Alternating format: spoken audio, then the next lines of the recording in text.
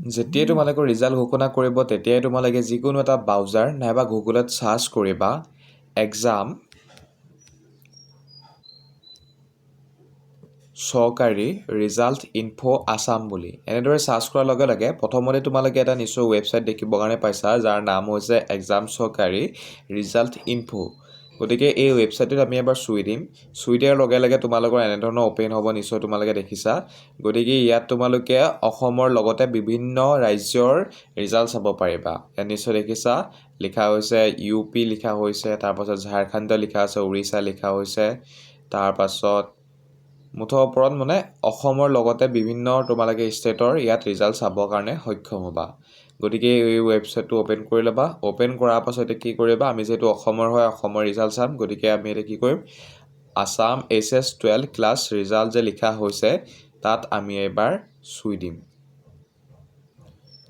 নিশ্চয় দেখিছা ইয়াত আমি এবাৰ চুই দিম চুই দিয়াৰ লগে লগে তোমালোকৰ এটা নতুন পেজ অপেন হ'ব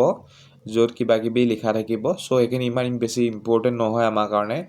তোমালোকে কি কৰিবা তললৈ স্ক্ৰল কৰিবা স্ক্ৰল কৰাৰ লগে লগে তোমালোকে ইয়াত নিশ্চয় দেখিছা ইয়াত লিখা হৈছে ডাইৰেক্ট ইম্পৰ্টেণ্ট লিংক বুলি গতিকে ইয়াত প্ৰথমতে লিখা হৈছে লিংক 1 বুলি তাৰপাছত লিংক 2 বুলি লিখা হৈছে গতিকে তোমালোকে যিদিনাখনে ৰিজাল্ট দিব সেইদিনাখনে লিংক 1 বা লিংক 2 ক্লিক কৰিবা ক্লিক কৰাৰ লগে লগে এটা নতুন পেজ ওলাব য'ত তোমালোকে ইয়াত নিশ্চয় দেখিছা এনেধৰণৰ পেজ ওলাই যাব গতিকে ইয়াত তোমালোকে নিজৰ ইণ্টাৰ ৰুলটো লিখিব লাগিব এডমিট কাৰ্ডৰ যিটো ৰুল আছে সেয়া লিখিব লাগিব ইণ্টাৰ নাম্বাৰত তোমালোকে লিখিব লাগিব নিজৰ